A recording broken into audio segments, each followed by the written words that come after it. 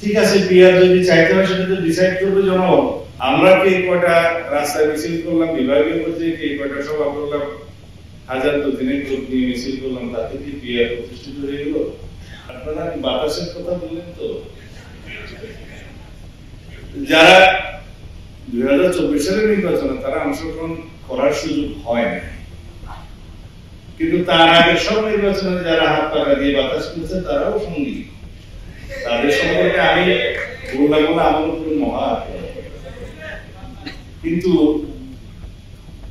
সবাই এক এক রকমের দাবি নিয়ে আন্দোলনে যেতে পারেন, গণতান্ত্রিক অধিকার আছে। তা আমরা বুঝলাম যে বিষয়গুলো এখনো আলোচনার টেবিলে নিষ্পত্তি হওয়ার অপেক্ষায়, সেই জন্য অতিরিক্ত চাপ প্রয়োগ করার জন্য কি আপনারা রাস্তায় গেলেন? তো সেই চাপকে আবার বাতাস শূন্য করার জন্য আমাদেরকেও তো যেতে হবে রাস্তায় আন্দোলন। সেটাকে আমরা এখন চাই, কারণ আমরা আলোচনার টেবিলে নিষ্পত্তি চাই। কারণ বাংলাদেশের গণতান্ত্রিক সংস্কৃতিতে অনেক পরিবর্তন হয়েছে। আমরা চর্চার মধ্য দিয়ে আছি রাজনৈতিক সংস্কৃতির, সেই চর্চা করতে করতে আমরা এইটাকেই ধারণ করব। আমরা ঐক্যবদ্ধ থাকবো জাতীয় ইস্যুতে, দেশের স্বার্থে ইস্যুতে, স্বাধীনতা, সার্বভৌমত্ব, গণতন্ত্রের ইস্যুতে, যে কোনো জাতীয় বিষয়ে আমরা ঐক্যবদ্ধ থাকবো। কিন্তু গণতান্ত্রিক চর্চায় আমাদের মধ্যে বাহাস হবে, মতভিন্নতা হবে, বহুমত পোষণ করবে, কিন্তু সেটা নিষ্পত্তি হবে আলোচনার টেবিলে। আলোচনার টেবিল এবং আন্দোলন দুইটা যদি একই ইস্যুতে হয় তাহলে এটাও সহযোগিতা। কেউ বলছেন পিআর চাই, ঠিক আছে, পিআর যদি চাইতে হয় সেটা তো ডিসাইড করবে জনগণ। আমরা কি কয়টা রাস্তায় মিছিল করলাম, বিভাগীয় পর্যায়ে কি কয়টা সভা করলাম, হাজার দুদিনের গ্রুপ নিয়ে মিছিল করলাম, তাতে কি পিআর প্রতিষ্ঠিত হয়ে গেল? আপনারা নির্বাচনী ইশতেহারে আপনাদের দাবিগুলো উল্লেখ করে নির্বাচনে আসুন। জনগণ যদি আপনাদের পক্ষে রায় দেয়, ইশতেহারের পক্ষে রায় দেয়, আপনারা সেটা বাস্তবায়ন করবেন। এটাই তো গণতান্ত্রিক রীতি। আর কেউ বলছেন এই সমাজের আইনানুগ, আইনি ভিত্তি যদি না দেয়, তার ভিত্তিতে নির্বাচন না হয়, তাহলে নির্বাচন যাবে না, ইত্যাদি ইত্যাদি।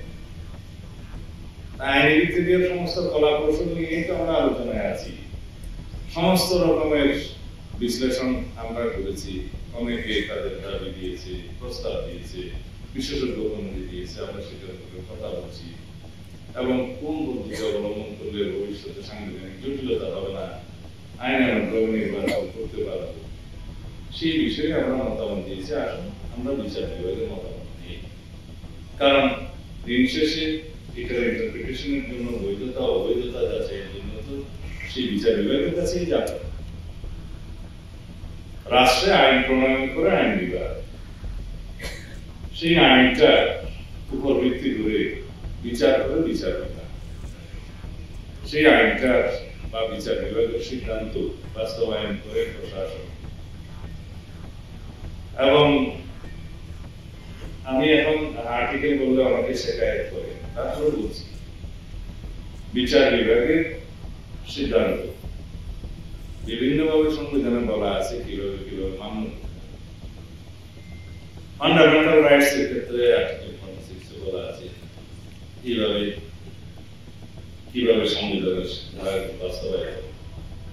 আমরা সবাই আর্টিকেল 172 সম্পর্কে সবাই জানি, বাংলাদেশের আমজনতা জানে যে কারো মৌলিক অধিকার পূর্ণ হলে এটা আর্টিকেল 44 ক্ষমতা দেওয়া আছে। আর্টিকেল 102 অনুযায়ী যে কোনো নাগরিক বিচার বিভাগের কাছে যাবে এবং বিচার বিভাগ সেই বিষয়ে বিচার করবে।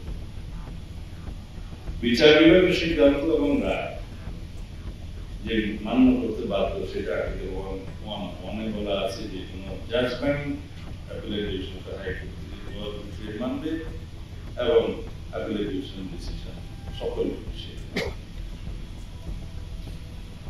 এই বিষয়গুলো কেন দেয়া আছে? যদি এটা মান্য না হয় যে বিষয়ের সিদ্ধান্ত, তাহলে রাষ্ট্রের নৈরাজ্যের সৃষ্টি হবে, সেই রাষ্ট্র থাকবে না।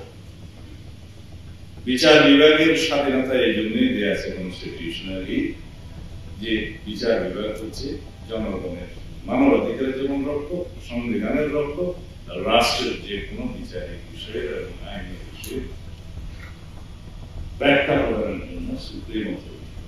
আমরা বললাম সেখানে যাই, কারো কারো আপত্তি। কেন আপত্তি যায় না? যদি কনস্টিটিউশনাল অর্ডার করেই এই জুলাই সনদের বাস্তবায়ন করতে হয়, এখন থেকে সেটা কার্যকর করতে হয়, তাহলে তো দেশে দুইটা কনস্টিটিউশন বিরাজ করবে। এখন জুডিশিয়ারি কোনটা মানবে, প্রশাসন কোনটা মানবে, সেটা প্রশ্নটা নিয়ে আমরা যাই, দেখি সুপ্রিম কোর্ট কি বলে। এই কথা বলার পরে কেউ কেউ বললেন যে সুপ্রিম কোর্ট যে 106 এ মতামত দিয়েছে সরকার গঠনের জন্য, এটা নাকি সঠিক।